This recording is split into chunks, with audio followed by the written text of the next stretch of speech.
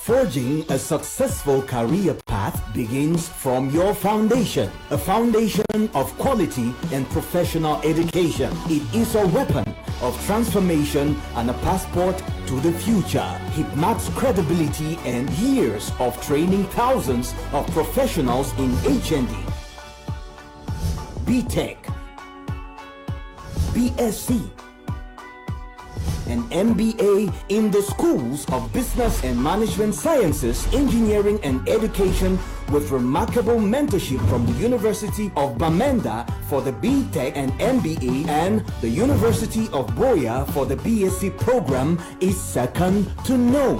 From committed professors and lecturers in classrooms to numerous academic field trips, internships and workshops, Hipmat will reform and guide you towards your success. Admissions are now open in our Boya and Douala campuses. Join us. Together, we will build a legacy.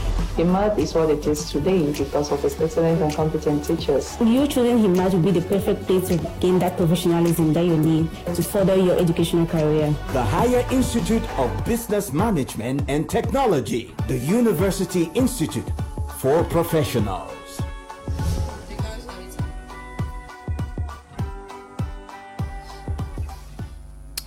Good evening, televiewers. You're welcome to Prime Hour on My Media Prime. We are sorry for the slight late start. This day we are going to be looking at the outing of the Undersecretary, U.S. Undersecretary for African Affairs, Thibault Nagy, who recently made a call to the Cameroonian diaspora to make an extra effort to ensure that peace returns to the troubled southwest and northwest regions. We equally are going to be looking at the very disturbing situation out there with regards to the Fononso, who is still under separatist captivity.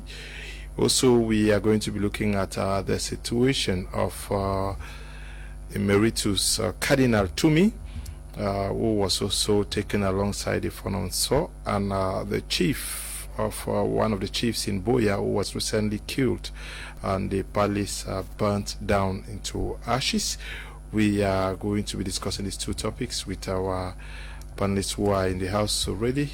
Two of them are here. We are expecting three others to join us in the course of the program. Tamai Jarvis is here. Good evening and welcome. Good evening, Leonard. Good evening, Cameroon. Good evening, President Pobia. And of course, good evening to the peace-loving people of Maya. Welcome. Feka Pashibel is also in the house with us. Good evening and welcome, Pashibel. Thank you. Good evening, Leonard. Good evening, fellow Cameroonians, and welcome to today's edition of this program. We are expecting the arrival of other persons. Your first reading of the outing of Thibault Nagy on the Cameroonian diaspora. This evening, I'll put on the cap not of a journalist, but the cap of a negotiator. When I look at the outing of Thibault Nagy, it is one message that comes to my mind, and that is the message of one and indivisible nature of Cameroon, with its specificity respected. Because if you look at the lines and the wordings used by Thibault Nagy, he said both our parties, the Anglophone diasporas, have a role to play as far as the siege of hostility is concerned and in the peace building process. One, he talks about the one and indivisibility nature, and two, he's talking about identifying on recognizing the fact that there is a problem that needs to be solved. Above all, you should understand that diplomacy too has a two-faced end, and before a statement is made, there is a statement that is made behind the scene. So you come up with a first statement and a statement made behind the scene, pending development of activities as activities are unfolding. So I must say that if we look at this community from a point blank, it is one and indivisible nature of Cameroon, but with the issue of resolving the problem that is on course, because he was not just saying that you know, you see, he did not mention the aspect of the non-state armed groups, the state armed groups. He mentioned Cameroonians, diasporas, and he was consistent in, and he has been consistent in his message of recent times as far as this conflict is concerned. My only issue there is that they are doing more of the talking than to do the reaction, because most of these same agitators, both the government and the non-state armed groups, or most of them have activities in the United States of America. And within the context of conflict handling, as far as this is concerned, they are of that position to push both parties on the table, because they have the knife now and the yam to see that both parties sit on the table, either by doing targeted sanctions on both sides, whoever is in the United States that is against the peace building process. And I equally want to say that maybe it's because of the slow nature of Cameroon government to recategorize the conflict. Remember that at this point in time, a lot of people are seeing terrorism, but as far as the definition of terrorism has not been recategorized by Cameroon government, it's very difficult for this state to punish the same people doing some of these atrocities. I think it's as in the discussion on food will come with. Now, Fcfa Pashibel, severally you have followed the outing of this same Under Secretary for African Affairs. Do you see a clear shift from his previous positions? Yeah, I see a very clear shift. At least we're getting somewhere. Because I remember the last time I was here, I said especially the U.S. government should handle those diasporans who are instigating the crisis back home. And with Tibor's outing and that statement he made, I am so super excited, because it's getting somewhere. At least they are listening. It shows that they are listening, and we are definitely going to get the positive results that we all want. People should stop staying abroad and instigating violence back home. So my prayer and my worry now is for him to match his words with action. America should match their words with action. People have been talking, people have been condemning. Now let's see how practical they get with their statements. I'll read. He says, we will not work with groups who attend diaspora organized events that include calls for violence or hate speech. That's to buffer the point that we will not call for let me just give an analysis as far as the line is concerned. We will not work with groups who attend diaspora organized events that include calls for violence or hate speech. Okay. Now we will not work with groups. That now Tibuna, she's talking about is talking about the aspect that the US is not going to work as far as individual groups are concerned, and these individual groups, that is groups that are advocating for the independence of the restoration of the former Southern Cameroon, or groups that are advocating on the context that those Anglophone separatist group are terrorists. Remember, there are 2 groups of diasporas, 3 groups of diasporas. We have the group that are advocating that they should be those who are doing this violence are terrorists, and that the military should use all form of force against them. And this group is in the United States of America, and they call themselves patriot. Now they don't care about the right violation by the military. They care about defense. Now there's another group, this group that is of the MRC militants, who are calling for partially supporting the non-state armed groups, as we have seen videos where they celebrate, talking with Field Marshal and the rest, calling for violence and the rest. So to Tibo Nash, all of them must come together as a people and shun violence and look at peace before US can actually look into their matter. So it's calling for these 3 groups, the non-state armed groups, the state armed groups, the state groups that are supporting the government heavy use of force. Remember that, as I said before, and I'm saying this again, until Cameroon government recategorize the definition of terrorism to fit the international standard, that is not using words that only the government has monopoly over violence. Because when you start using words like the government has monopoly over violence, you are not redefining terrorism. So if you redefine terrorism to meet in a global perspective, shun the way of massive extrajudicial killings,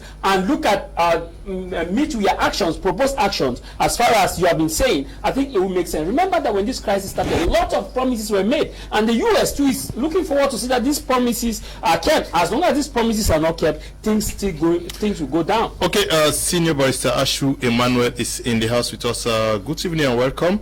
And your first appraisal of the outing of the US Under Secretary for African Affairs. Good evening, Mr. Leo. Good evening, panelists. Good evening, televiewers. It's a pleasure being with you.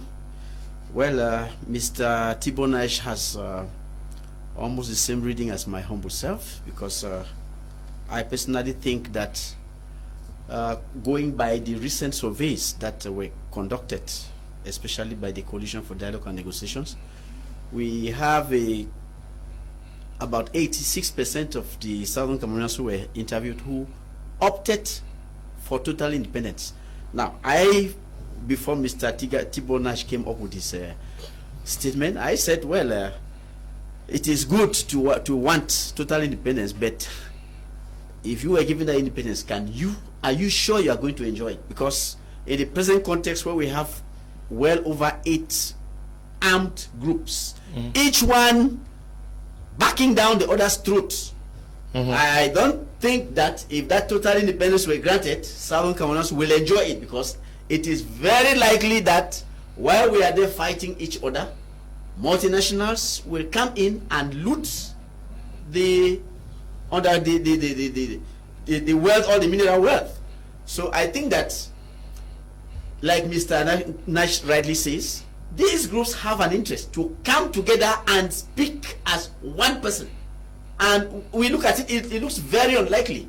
It's very unlikely, because if you listen to each of them, every day it is their daily bread to insult each other, to kill each other's supporter and all that. So it's really difficult. I personally, when I was on Canada, I advised my people to better choose some form of the state that will grant them autonomy without leaving the present setup. Because if you leave this setup and you go enter something which you will not be able to control, you will be living fry pan to fire. Like what is happening in South Sudan?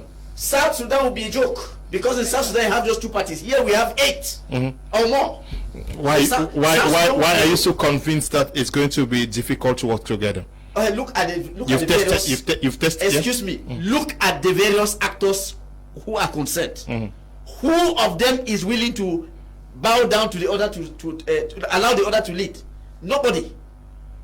Take Ayabacho, he is a president. Take Sako, he is a president. Sisiku, he is a Eric Tato, Mark Barita, all of them. There is nobody who is ready to allow the other lead. So I am telling you that in this context, it is better for us to choose maybe confederation and stay within it. And we see, after all, in a confederation, you still have a total independence. So what's the difference? Okay, Fika Pashibel. The statement says the United States supports the territorial integrity of Cameroon and calls for all actors to peacefully address the long-term grievances driving the current conflicts in the northwest and southwest regions, and to cease exacerbating the hardships experienced by civilians in these regions. Yeah, I support that. I support it. And I've always said it. It is simple. The Anglophone crisis is an identity issue. And every Southern Cameroonian feels it. It's an identity issue. I hate it when we talk and then we quote MRC. MRC has nothing to do with the Anglophone crisis. Let's be focused. It is this lack of focus that is getting us into this mess in which we find ourselves. We are English-speaking Cameroonians. We know our history. Former Southern Cameroonians, we know the story. So why try to change now? Like the barrister rightly said, there is no need for a separation. If we separate, it's going to be hell, one hell of life and everything. Because just look at it now. Just because you don't support A, B wants you dead. Just because B doesn't support what C says, C must die. So, I mean, the confusion is so huge. He's talking of 8 camps, and I'm like, really? I knew there were more than 8. Because it's just crazy. It's every day you get new leader giving their own opinion, forcing people to do what they think it's just okay for them. So the easiest way that if I were asked, if they asked me today and that I should choose, I'll tell them, let's just move back to 1961.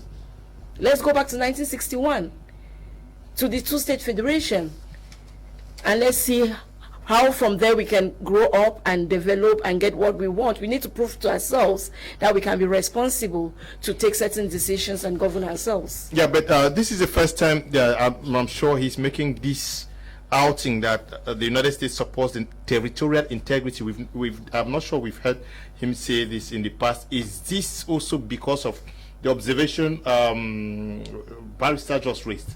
I think he has, in some of I think one of his communique, he talked about respecting the boundaries, but not the territorial integrity. Yeah, but now he's talking about territorial integrity simply because he's seen the massive division, the massive insult. Remember that, Leo, when you look at the diaspora community, especially when they go out for their marching and their protests, you get a rival message against, if it is not Eric Tato against Chris Anu, it is Chris Anu against Bo Herbert, it is John Bakuru against Ebenezer Akangwa against Ayabacho Lucas. So it is more of personalism than patriotism. Personalism, I always define, is a concept I brought. It's that aspect where you fight for a particular interest, but you put in the general interest in front. You make the people see that you are fighting for the general interest, of which you are fighting for your pocket. Now the struggle has moved from patriotism to personalism, where people are using the face of the struggle to get their economic gains and put in their pocket, and that's the danger.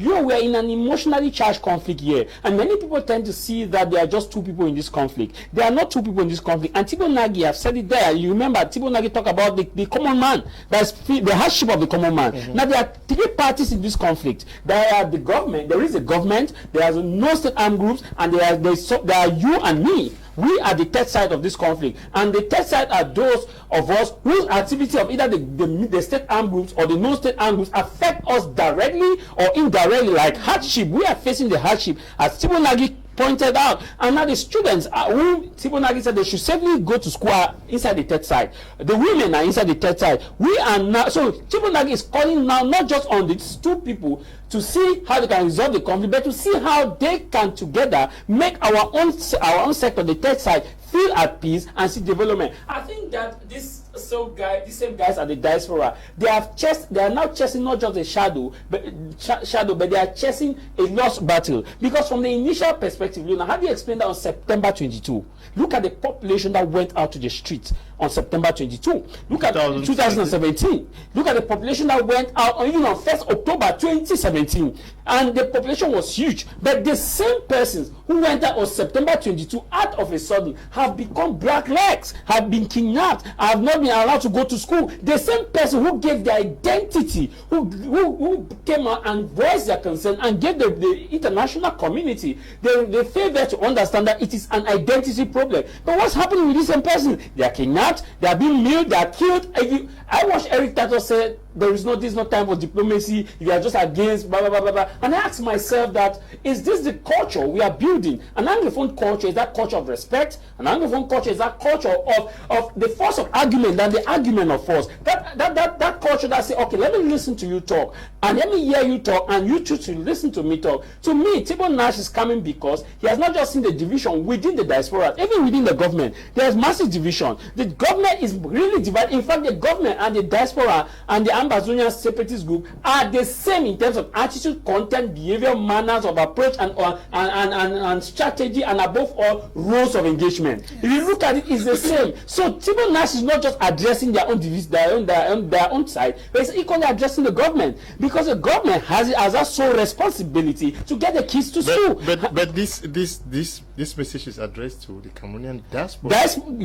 There is, whether I call it Cameroonian diaspora or no Cameroonian diaspora, in that diaspora we have the patriots of Cameroon who are there supporting government exigencies on the ground. Are they not diasporans? In that diaspora we have the embassies of Cameroon who has workers in that. They are diasporans. So when we are talking about diaspora, we are not just talking about just the state armed groups. We are talking. On both sides. Yeah. When you are online, you see there's a group that called themselves patriots. When they say go there, use every force, kill those terrorists. No matter what happens, kill the terrorists. Now, when you said like you are calling for violence, remember that violence is not just one way. There is in physics there's what called in every reaction there must be an equal but opposite reaction. So when this happens, we witness collateral damage where the third side now is massively involved, and that's why Tibo now says protect the third side. The hardship is us, you and myself. The senior barrister, it is diplomatic language, but you may understand better. As a community, your influence can be felt through public remarks, private conversations, remittances, international conferences, and social media. The United States government considers the Cameroonian diaspora a critical community that can push for meaningful change in Cameroon to address long-term grievances. Is this a call for everybody to go back to the thinking, to the drawing board, like you say, and then push for a new agenda? I could never have agreed more with this man. It's very correct. I don't remember how many times I have personally called on these people to stop insulting each other, to stop fighting each other, and to come under one cap. It is very nice. I'm very happy. Unfortunately, he belongs to the government that is going out. That is going out. But well, as a matter of foreign policy, the incoming government might not take a path that may be very different from this one, because they want to find out what the previous government did. But Karen Bass is still there, and she has been in Cameroon, and I'm sure she works closely with Tibo now. Yes, I think this man has the interest of the people at heart, because he has seen that if these people continue to behave or to misbehave the way they are doing, then there is no way this conflict would end in the nearest foreseeable 2-3 years. There's no way. They will keep fighting each other. They will keep, innocent people will continue dying and will still remain the same thing. So it is better that they come. You've heard the government say, okay, they're asking us to negotiate. We are going to negotiate with who? It's correct. Look at all those people. Who will represent the people? When they are fighting each other, they should come. That you people are holding a coalition for dialogue and the other side is bashing. They are insulting us, giving us names, calling us federalists. Whereas during the international conference, we gave the floor to people who were even against our own positions. You see, in fact, we had no position. We allowed the people to talk. Let the people talk. Let the people choose what he wants. And we even, if you watch my video, I said we should go back, like Shirali said, let's go back to 1961 and sign the union treaty that we're supposed to sign. Failing that, there should be a referendum for the people to decide their future. Now, when the people have to decide their future, these very guys will come back again on the table. Who will be the leader? Who are we going to choose? You see, we are not out of the house. Now, but what would account for this situation where seemingly everybody is fighting, say, okay, we want an Ambazonia state, but anytime there is an effort for some persons to come to the table, starting with the Swiss talks, we saw dissension. Some people said we go for the Swiss talks, the others were bashing. And when it came out that the government was going to negotiate with Ayuk Tabe, Sisi Sekou, others said no, he does not represent us. What can explain this? Well, I think there is the financial aspect to which is concerned, because if you mention the Swiss talks, we got, look at Eric Tato's leaks. He leaked that monies were given to people. Some people received huge amounts of money. They were going to Switzerland not to go and negotiate, but to go and reach themselves. And so when others realized that their brothers are taking monies, they also wanted their share, which the government was not ready to give them. If what Eric Tato said was true. You see, so I think that there is this personal interest, that they were all seeking personal gain to go take money. You keep aside the personal gain. Who had a mandate to represent who? Okay. The issue of who had a mandate to represent who? The issue of legitimacy. They were never elected by anybody. They were never mandated by anybody to represent us. So that is a big problem, and that may be certainly one of the reasons why the government has never put his foot in Switzerland. Because you go see it. What is the guarantee that when you negotiate with Akwanga, Eric Tato, Sako, tomorrow a different person will not stand up to say I am also representative? So we have to get people who have a mandate to represent the people. Okay, your first take, your reaction to this statement by Tibo Nash. He says the United States government considers the Cameroonian diaspora a critical community that can push for meaningful change in Cameroon to address the long-term grievances, support the safety of humanitarian workers, get children back to school safely, and bring an end to the fighting that has led to untold suffering. Is this to say that they have had enough of what is happening? Children are not going to school, humanitarian workers are attacked, and the fighting has brought untold suffering. Is this a clear picture of what is happening in the Southwest and Northwest region? Yes, of course, that's a clear picture of what is happening. And I think the international community can only comment, and they can only condemn, and they can only say we are seeing what is happening there. But like Mr. Liu, have been saying, is that whatever is happening in Cameroon, it will take only the Cameroonians themselves to resolve their own crisis. Because after 60 years of independence, we cannot still be relying on the international community. These are in-house fighting and conflicts which may have other influences from external forces out of Cameroon, but I think that the conflict in those two regions cannot be above the other organizations that we have in Africa and in Cameroon as well to resolve whatever is happening in Cameroon. When it comes to human rights violation and children not going to school, this is not only happening in Cameroon, and it's not only Cameroon or the separatist fighters or the Cameroon government that have been in violation of human rights. We have seen that in different parts of the world. Even the UN Security Council for Human Rights have also abused their own power. So the way I look at it, Mr. Liu, I have always been saying, is that conflict in the Northwest and Southwest, I believe very strongly that it has an external force from the Western nation, because you will not tell me that the West has not been in compliance to what is happening here. And we've also always understood that civil conflicts and killings and human rights violation, especially in Africa, has always been in the advantage of the Western nation, and that is the basic truth. And but what is the lie in what is there not untold suffering at?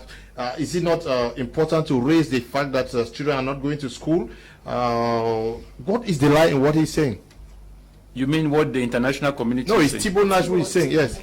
Okay, that about children... he says that yes. He says that the United States government considers the Cameroonian diaspora a critical community that can push for meaningful change in Cameroon to address long-term grievances. 1. Support the safety of humanitarian workers, get children back to school safely, and bring an end to the fighting that has led to untold suffering. I don't think that is true, Mr. Liu. I think that is propaganda, because I don't think he is a spokesman for the United Nations or for the United States for him to have assumed that the separatist leaders who are in the diaspora can push to a meaningful dialogue or having children going back to school, because they have been in that opposition.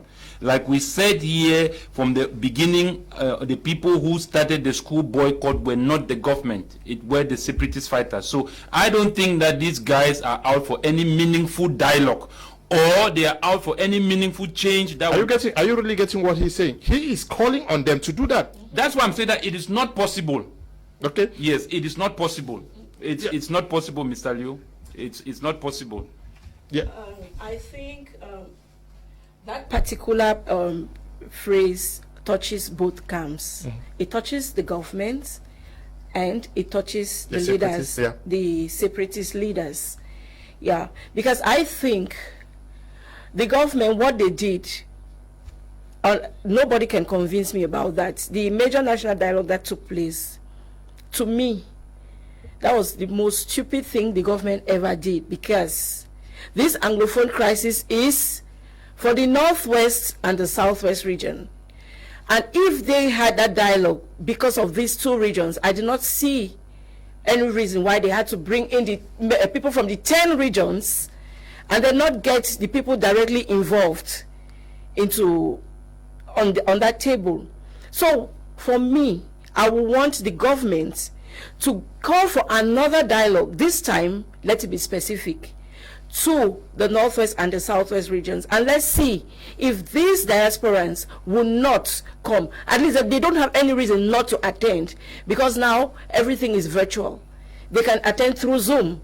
So they would be present, and then we get the ball rolling. We get it rolling.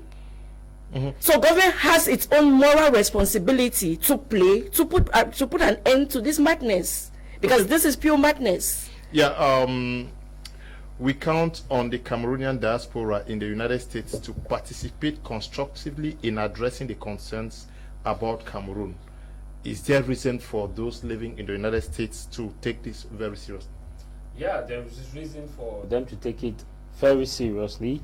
Remember that I want to do an interjection to Mr. Andre. He's the U.S. Undersecretary of State for Africa, and by default, he has the mandate. It's like the Secretary of State for Africa. Under U.S. affairs. I remember that majority of the diasporans, if not about 60% to 70%, are in U.S. are in the United States of America. Part of the few that are dotted in different areas, but majority of those who do the funding majority are in the United States of America. And we go by the map of strategic relations. Whether we like it or not, there will be always be Western influence. But at this point in time, his influence is not on the economic nature of the United States. It's more of a conscience, reawakening conscience, the reawakening of diasporans to understand the need of patriotism and develop their nation.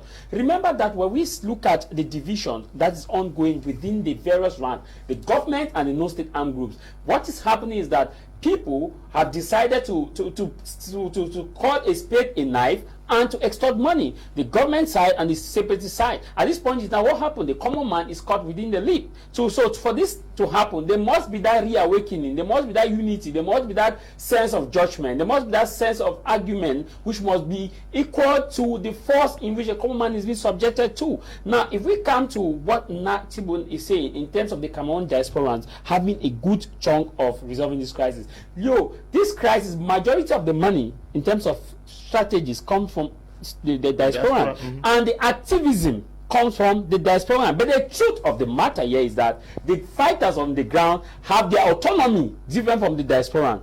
I think 80% of the autonomy. So you will be shocked that if a diaspora leader comes here, you may be kidnapped because of the division. And because of the every territory is not safe. Whoever comes here may be kidnapped. Whoever passes between Ekona to Kumba may be kidnapped. And at this point in time, you start asking yourself that who can resolve this crisis? Because activism is coming from abroad, money is coming from abroad, division is coming from abroad.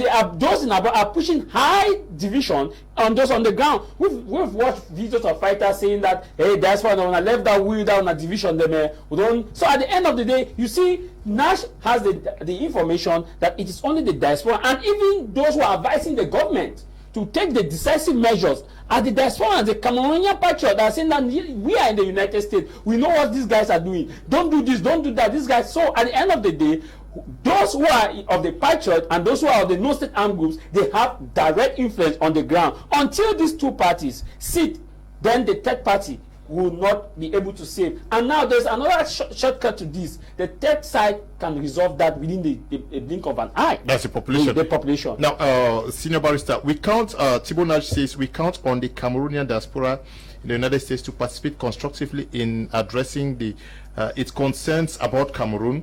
We will not work with groups or attend diaspora organized events that include calls for violence or hate speech. The United States supports the territorial integrity of Cameroon and calls for all actors to peacefully address the long-term grievances.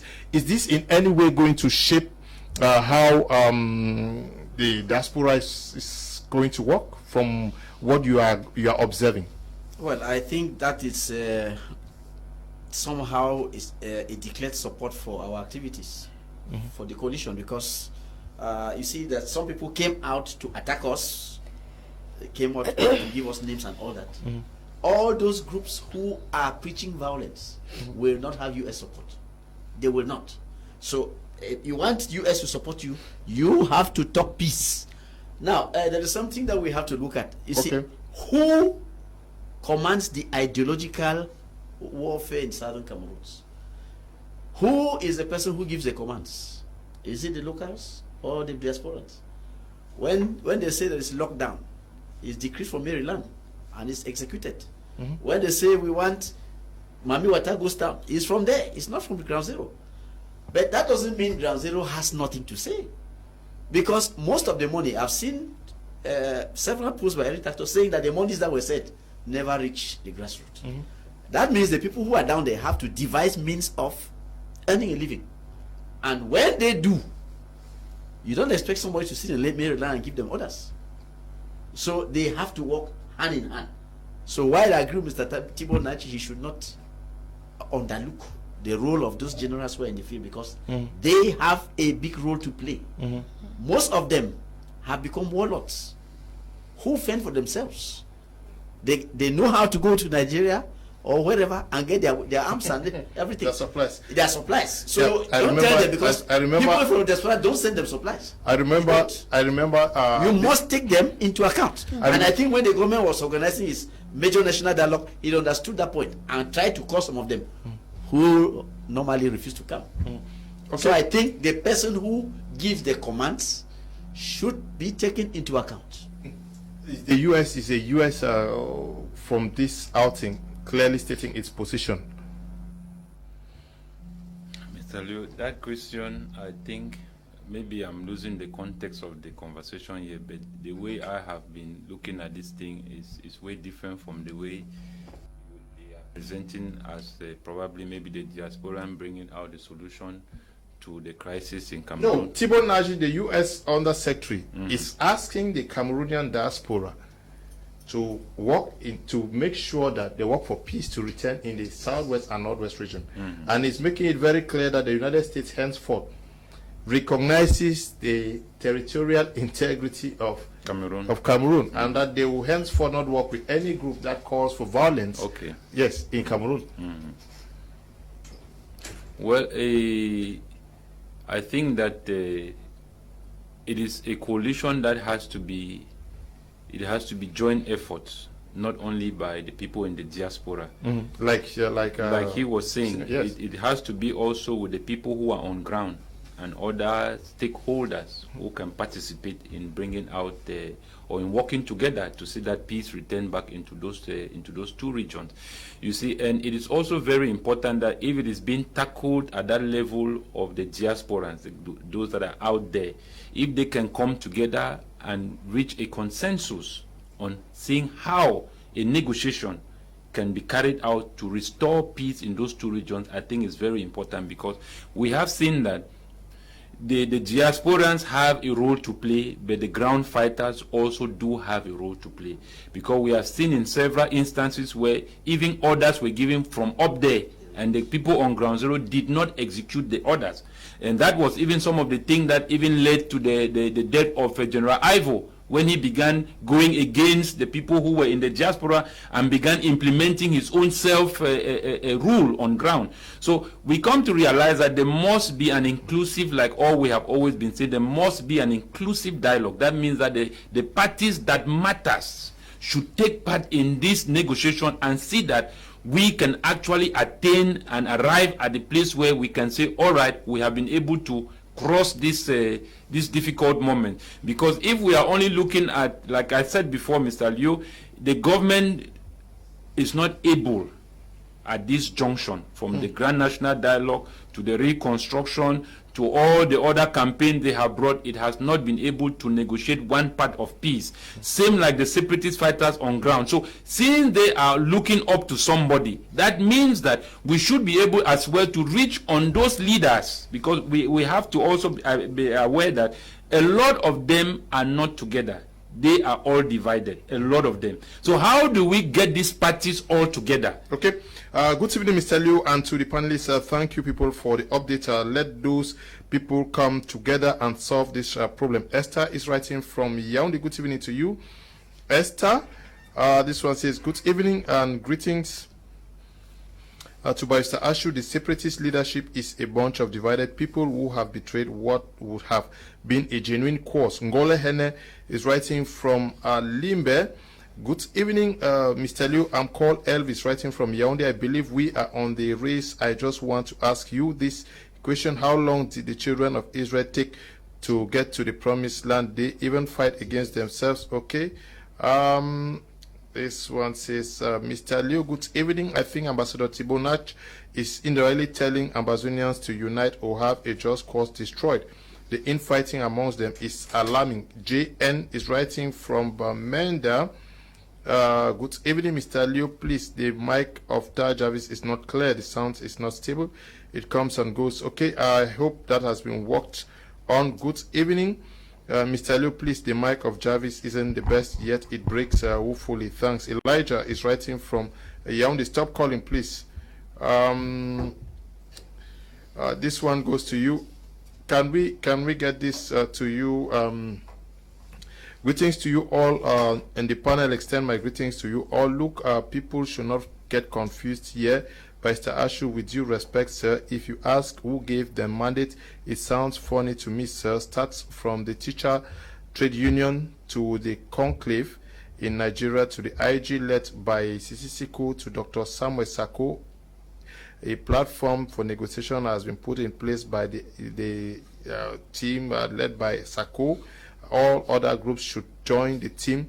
What we are really sick of restoration. Okay. He says Eric Tato and Mark Barretta are not leaders. They don't represent any group in ground zero.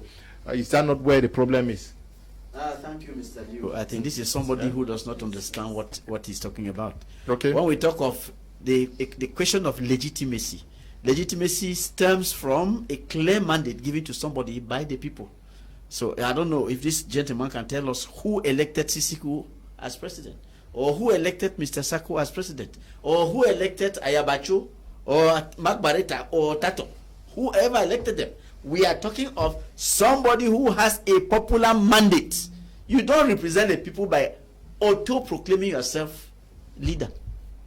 You must have a clear mandate from the people. And that mandate can only emanate from the people.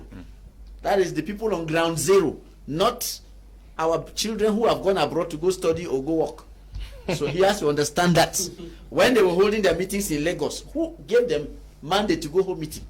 The teachers who, this is different from a corporate fight that was put up by teachers and lawyers. It's different. We are talking about representation of a people. Southern Cameroon is a nation. Who will go and represent us when there are talks with the other side? Who? People who auto-proclaim themselves leaders. No, he says no Sako. Who elected him? Who elected Sako? Just to add to what Senior Barrister is saying, the gentleman or the sir should not get this confused. When the Teachers Trade Union was disbanded, that was on January 17th. The Anglophone Civil Society Consortium was banded January 17th. They handed power to Mark Barretta and Tapangaivu. And after Tassan went to Nigeria, Tassan declared Mark Barretta and Tapangaivu persona non grata and took back the powers from the consortium which had been banded. So at this point in time, mandate is only given by either a universal suffrage or by consensus on the people, which can be done by the ballot or by any other means. But at this point in time, nobody has the mandate to represent the people. At this point, it is just self-proclaimed leaders, which we are not disputing. And one thing I would like to make clear is that Tapang Ivo, Mark Barretta, Paul Nilong, Tato Eric are activists. They are not even leaders. They are activists who have become so influential that they sometimes think they are leaders. They are not leaders. Do they not have ground forces? Well, they have changed. They are warlords now. They said they are warlords, especially somebody like Tato Eric. We have his videos. We have proofs of him giving instructions. Gary the finger, Gary the hand. Do this, do that, and it is done. And it is done. Hey. So we've all had a taste. I actually asked that my head be chopped off. Yes. We've all. He has the opportunity to deny it if he hears. We've all had a taste of them. Like I always say, on the 17th of June last year, 2019, my volunteer's right leg was cut off by the Amber Boys. So if I want to talk anything here, I say it with proofs because I have had a taste of it. Okay, we are going to take a short break. When we come back, we look at the second topic for tonight. Hello.